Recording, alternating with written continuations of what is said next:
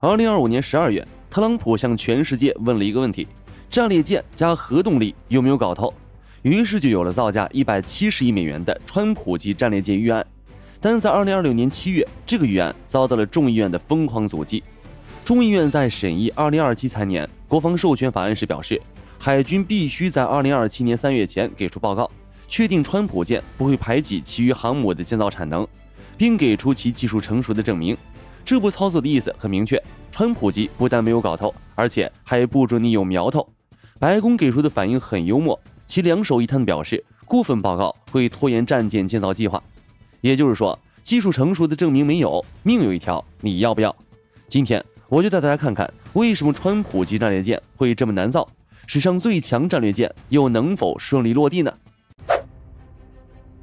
大家有沒有想過，國會為什麼非得揪着技術成熟4個字死死卡着川普級？不就是一艘戰艦嗎？海軍的戰艦研發技術都已經成熟到姥姥家了。原因很簡單，因為這玩意兒太逆天了。我們可以看看川普級的幾個火力標配。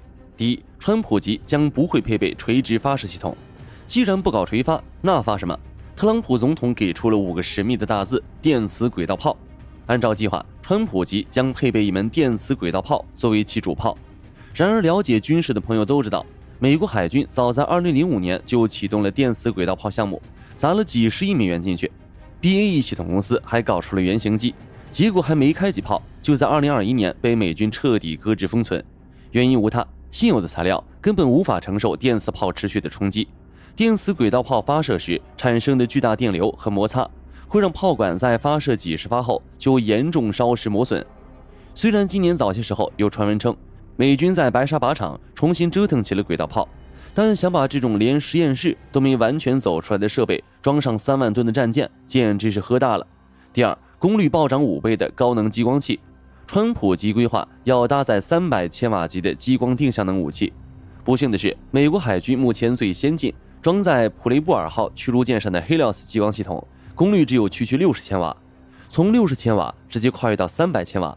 背後涉及到的龐大供電需求、冷卻散热難題以及海面延誤對光束的散射衰減，以目前的技術水平，根本無法在實戰中穩定運行。第三是至今還沒下海的高超音速導彈。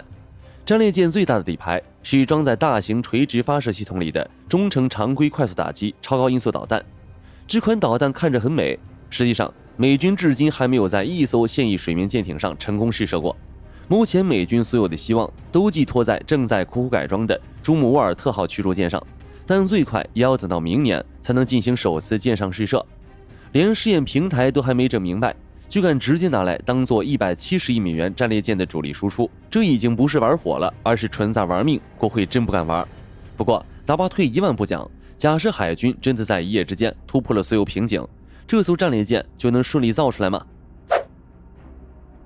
遺憾的是，哪怕海軍實現了所有黑科技，川普級或許依舊無法落地，因為美國根本沒有能造它的船廠了。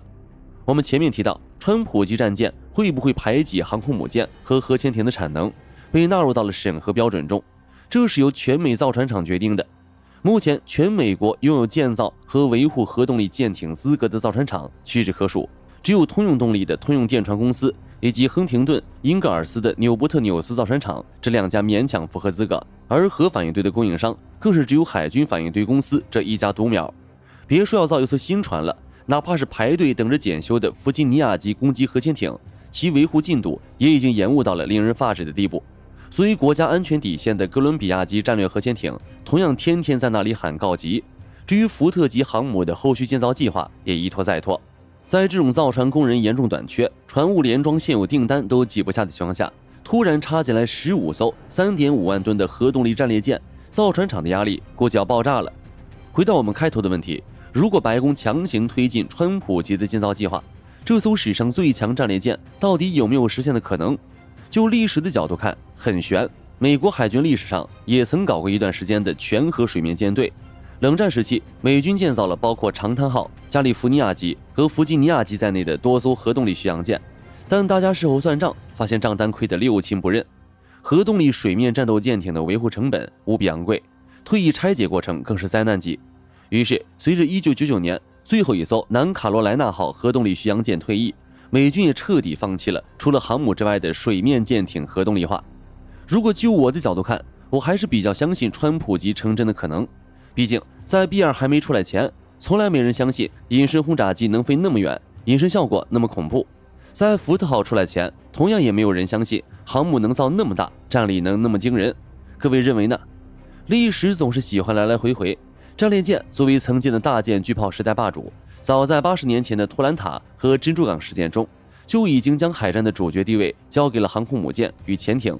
在如今高超音速反艦導彈饱和打擊、無人機群遮天蔽日的21世紀海戰中，一艘沒有任何隱身設計、造價昂貴的重型戰列艦，竟然又回到了时代的視野中。隨着2027財年國防授權法案的審議推進，這項充滿科幻色彩的戰列艦復辟計劃或許會更加難以推進，甚至有很大概率最終靜靜地躺在紙面文件裡，成為軍事史上的又一段笑談。但改變世界的科技總是充滿坎坷和嘲笑的，每當它克服所有冷眼成為現實，总能不斷震驚世界，這就是軍事的浪漫。好了，視頻到這裡就結束了。大家對於這艘造價170億美元被國會緊急叫停的川普級戰列艦有什麼其他看法？美軍能否順利重回大艦時代呢？歡迎在評論區留下你的觀點。如果你喜歡我們頻道，千萬別忘了長按點讚、分享給身邊的朋友，並點擊關注。感謝大家的收看，我們下期視頻不見不散。